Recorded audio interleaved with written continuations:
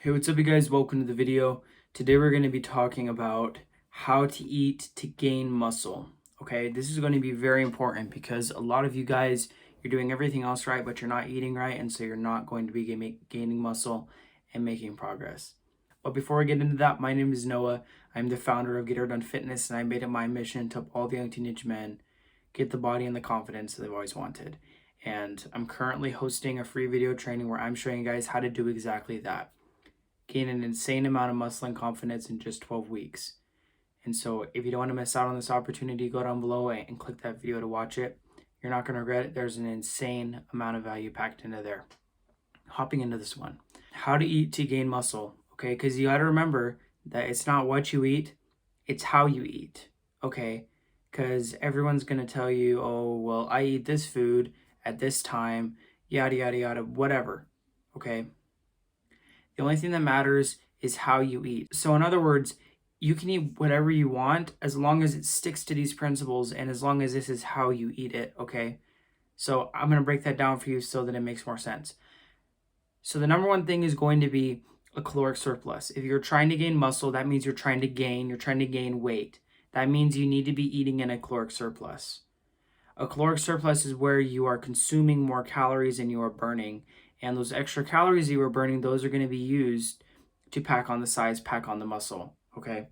And so if your caloric maintenance is 3,000 calories, that means you should be eating like 3,300 calories. But that's different for everyone, your caloric maintenance and a proper surplus. And so you need to experiment to find that yourself. But the number one rule is going to be that you are in that caloric surplus. Absolutely vital. And then the second thing is going to be your protein intake has to be high enough, because you're giving your body the fuel to build the muscle with the calories, right? And then you need to give it the building blocks. Imagine your body and its system as the construction workers, and the calories as the gas for the equipment, the protein as the building material that they're using. And so if you give them the gas to run the equipment, but you don't give them the materials, they can't build anything. And so you need to give them the materials and the gas, and that's going to be the calories and the protein. And so your protein, you need to be eating at least 1 gram per pound of body weight. Okay, super basic. So if you weigh 150 pounds, you need to be eating 150 grams of protein. If you weigh 180 pounds, you need to be eating 180 grams of protein. Okay, don't overcomplicate this.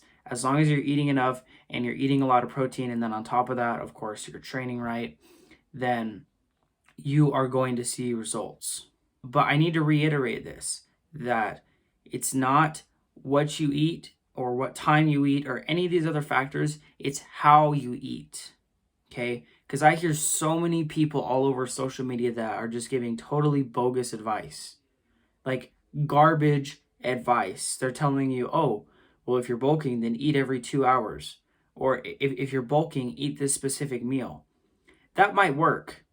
And the reason that it works for those people is because they accidentally happen to be in the caloric surplus with enough protein.